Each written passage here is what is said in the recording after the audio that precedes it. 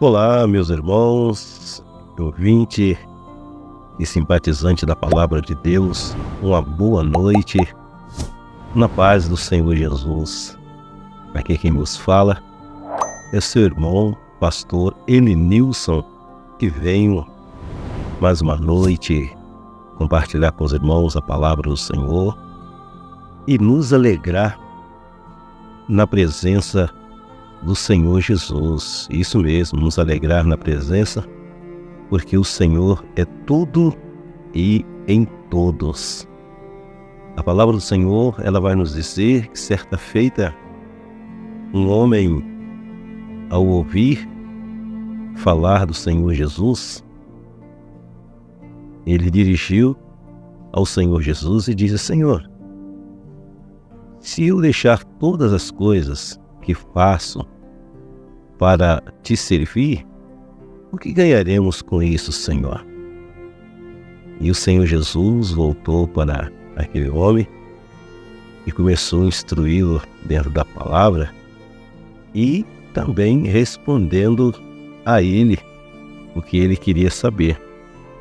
Se ganhasse, largasse todas as suas atividades e viesse servir a Jesus, se eles ganhariam 10 vezes mais o que eles tinham, né?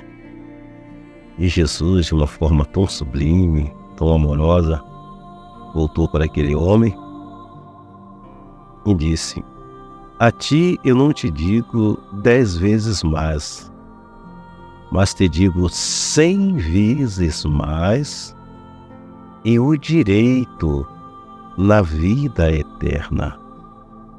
Uma oportunidade na vida eterna. E eu acredito que aquele homem ficou surpreso quando ouviu essas palavras do Senhor, porque nos dias atuais, quantos pensam em servir a Jesus, largando todas as coisas que têm, e querem servir a Jesus para ter uma casa boa, para ter um carro bom, para ter uma vida financeira formidável. E Jesus, ele nos disse que não só ganhamos estas coisas, porque essas coisas são coisas naturais segundo os olhos do Senhor, mas ele nos falava de algo muito grande, que é o direito na vida eterna. Claro que nos dias de hoje, irmão, ainda há pessoas que pensam, que querem e que até servem a Jesus, o nosso Deus, servem com interesse naquilo que vão possuir ao longo dos dias. E alguns, bem verdade, que chegam a alcançar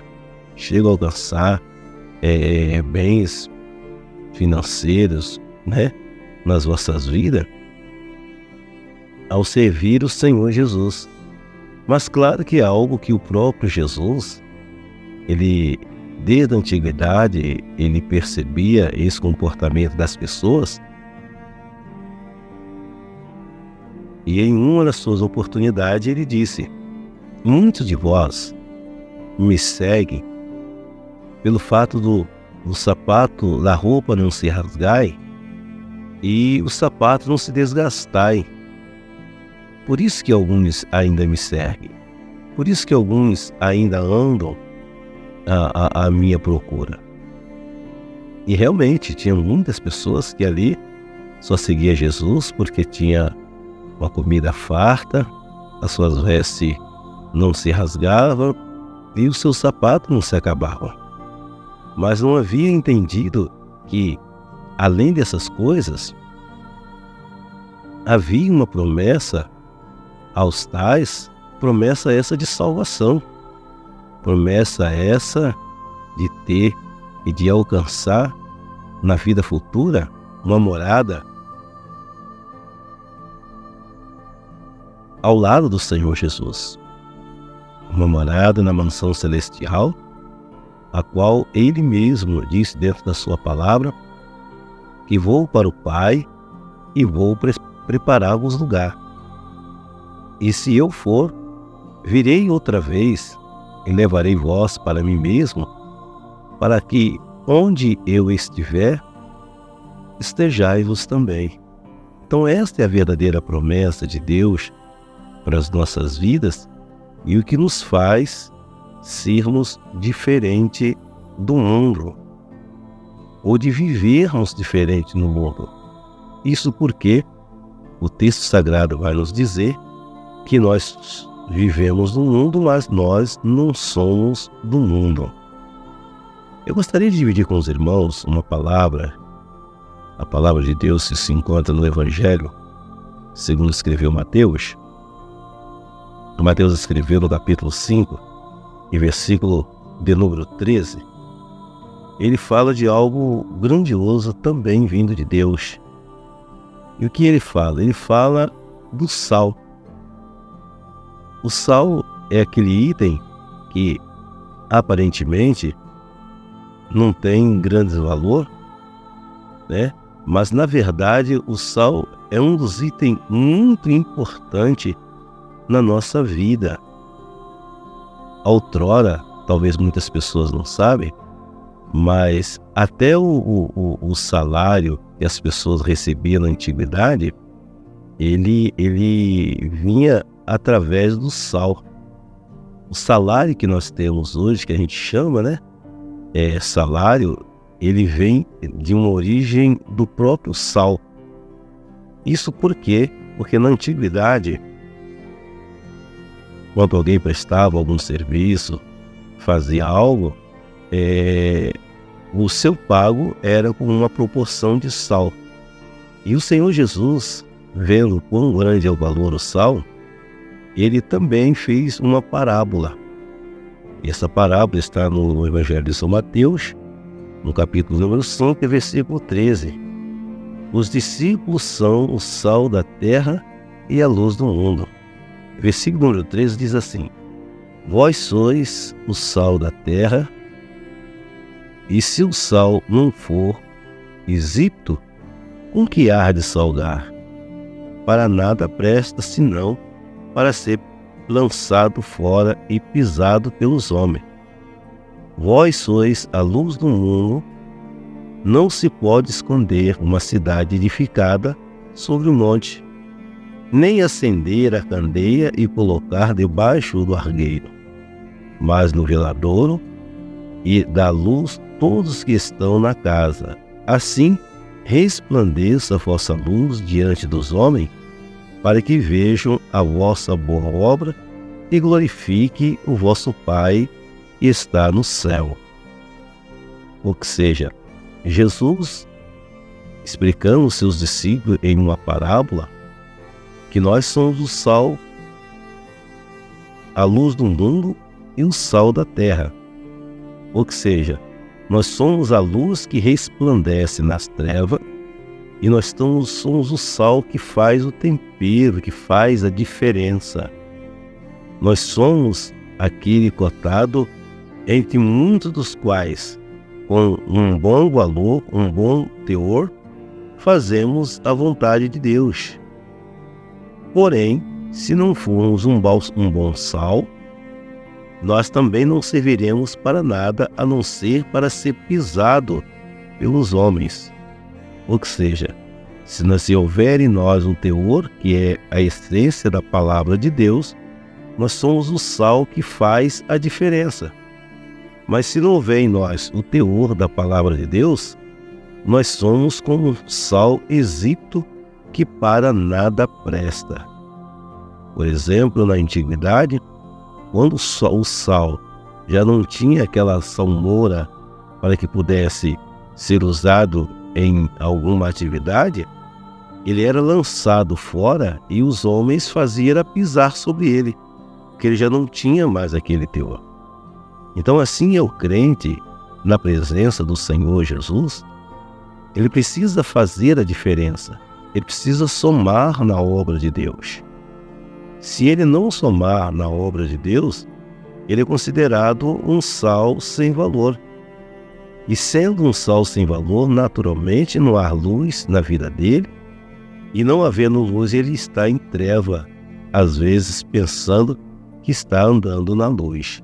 Então essa é uma palavra que nós precisamos atentar para ela, para vivermos uma vida de tempero, uma vida de qualidade na presença de Deus. Temos que ser o sal que faz o tempero, temos que ser o sal que faz a diferença, a fim de que o nome do Senhor Jesus ele seja glorificado e exaltado. Nós não podemos ser um crente só para poder alguém olhar-nos e, se procurar em nós algo, não termos nada para oferecer. Nós temos que ser crente, e quando alguém vir ter conosco, ele precisa também sentir e perceber que a graça de Deus está na nossa vida. Nós somos um gerador de energia na vida das pessoas que ainda não conhecem a Deus. Ou seja, nós somos um sal que gera vida, que gera luz, que produz algo bom vindo de Deus na vida das pessoas que queiram estar na presença de Deus. Amém? Momento de oração, vamos falar com Deus. Pai nosso que estás no céu, santificado seja o teu nome. Venha a nós o teu reino, seja feita a sua vontade, assim na terra como no céu. O pão nosso de cada dia, dai-nos hoje, Senhor. Perdoa as nossas dívidas, assim como nós perdoamos aos nossos devedores. Não nos deixe cair em tentação, mas livra-nos de todo mal, porque teu é o reino, é o poder e a glória para todos sempre. Senhor meu Deus e meu Pai, mais uma noite na sua presença, vemos tomar posse da tua palavra, esta palavra que é fiel e verdadeira e digna de toda aceitação. Que possamos ser o sal que transforma, o sal que tempera, o sal que dá sabor à vida, não só a vida material, quanto a vida espiritual também. Para que tenhamos compromisso com a sua palavra e possamos andar na diligência dela, fazendo a diferença entre aqueles que servem e aqueles que não servem. Deus, tenha misericórdia de mim, misericórdia de cada ouvinte, misericórdia de cada irmão simpatizante da palavra de Deus, aqueles que nesta noite estão sendo movidos pelo teu Espírito, têm sido tocados pelo teu Espírito, para que encontram perfeição na maneira de te servir e de te adorar. E cada um se esforça, Senhor, para fazer a diferença. E cada um, Senhor, toma comportamento de adorador por excelência e assume o compromisso de viver uma vida na tua integridade, sem se desviar nem para a direita nem para a esquerda, mas onde quer que estiver, dê testemunho de que verdadeiramente serve ao Senhor e ao teu nome dai glória. Deus, abre a mente, abre o entendimento de cada irmão, de cada ouvinte nesta noite e os faz entender, meu Deus, que precisamos ser verdadeiramente a luz do mundo e o sal da terra. Que não venhamos ser uma luz ofuscada ou um sal exípito, mas que sejamos uma luz que brilha e um sal que dê paladar, que produz boa sustentação, que produz algo que chama a tua atenção dentro dos nossos comportamentos.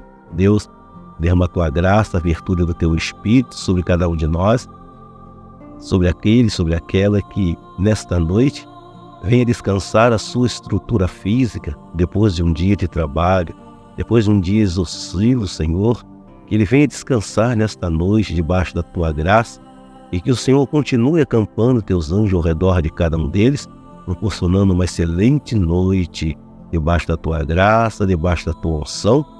É que te pedimos e te agradecemos hoje e para todos sempre. Amém, Jesus.